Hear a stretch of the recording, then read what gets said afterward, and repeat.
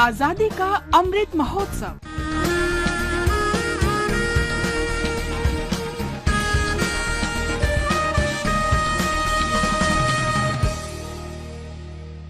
आजादी का सफर आकाशवाणी समाचार के साथ। गगने गरजे मेघ घन बरसा, कुले एका बसे आছি নাহি ভরসা, राशि राशि भरा भरा धान काटा हलो सारा।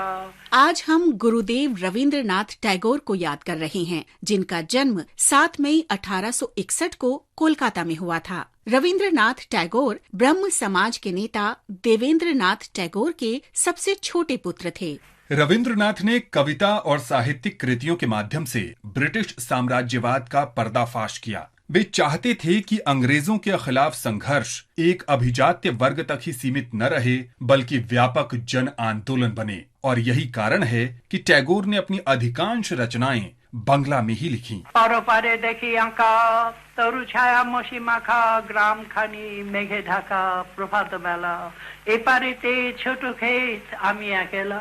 1905 में बंगाल के विभाजन के दौरान रविंद्रनाथ ने स्वदेशी आंदोलन को सक्रिय नेतृत्व प्रदान किया, जिसमें ब्रिटिश सामान के बहिष्कार और स्वदेशी उत्पादों को बढ़ावा देने की हिमायत की गई थी। बांग्लार माटी, बांग्लार जल, बांग्लार वायु, बांग्लार फल, पुण्य हो पुण्य हो पुण्य हो हे भगवान। रविंद्रनाथ टैगोर ने लोगों को एकजुट करने के लिए बांग्लार माटी बांग्लार जोल गीत लिखा था। उन्होंने आमार सोनार बांग्ला गीत भी लिखा, जिसे बाद में बांग्लादेश ने राष्ट्रगान के रूप में अपनाया। उन्होंने सामुदायिक एकता के लिए एक उत्सव की शुरुआत की, जिसमें बंगाल के विभाजन के विरोध में हिंदू और मुस्लिम समुदाय के लोगों ने एक दूसरे की कलाई पर राखी बांधी। गुरुदेव रविंद्रनाथ टैगोर हमारे राष्ट्रगान जन गण मन के लेखक भी हैं,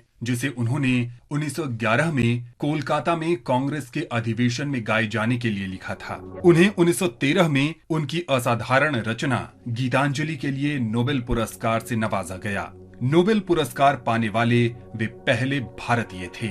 1915 में उन्हें ब्रिटिश शासन ने नाइटहुड उपाधि से भी सम्मानित किया था, लेकिन उन्होंने जलियांवाला बाग हत्याकांड के बाद इसे लौटा दिया था। वायसराय चेम्सफोर्ड को अपने अस्वीकृति पत्र में रविंद्रनाथ ने लिखा था, इस समय सम्मान के ये बैज हमारे लिए शर्मनाक हैं, और मैं अपनी ओर से सभी तथाकथित विशेष सम्मानों को अस्वीकार करते हुए अपने देशवासियों के पक्ष में खड़ा होना चाहता हूँ, जो इंसानियत को शर्मसार करने वाले अत्याचारों को भुगतने के लिए विवश हैं।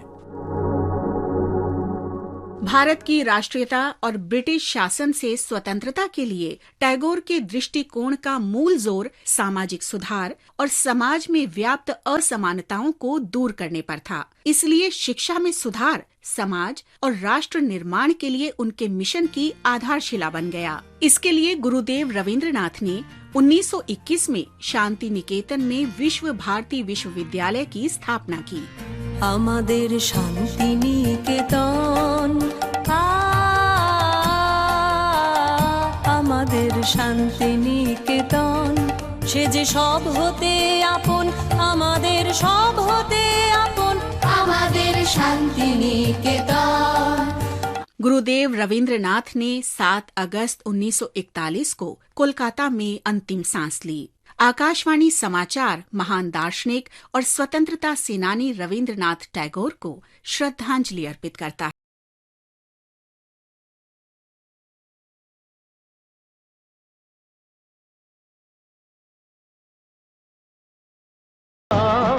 हम स्वतंत्रता सेनानी अल्लूरी सीताराम राजू को भी आज याद कर रहे हैं। अल्लूरी सीताराम राजू का जन्म 1897 में आंध्र प्रदेश में भीमावरम के पास मोगल्लू नामक गांव में हुआ था।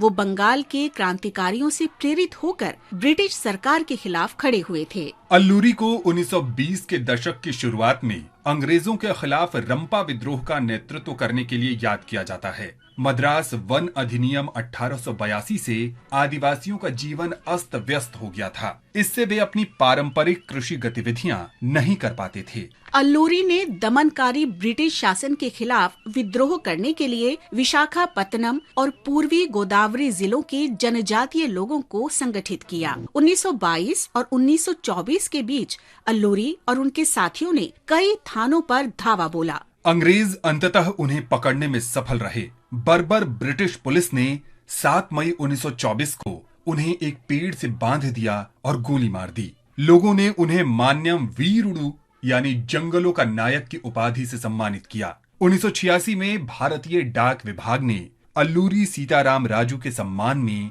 एक स्मारक डाक टिकट जारी किया। देश के इस वीर सपूत को आकाशवाणी समाचार का नमन। इसके साथ ही आजादी का सफर आकाशवाणी समाचार की संग श्रृंखला की ये कड़ी संपन्न होती है। मिलते हैं कल अगली कड़ी में।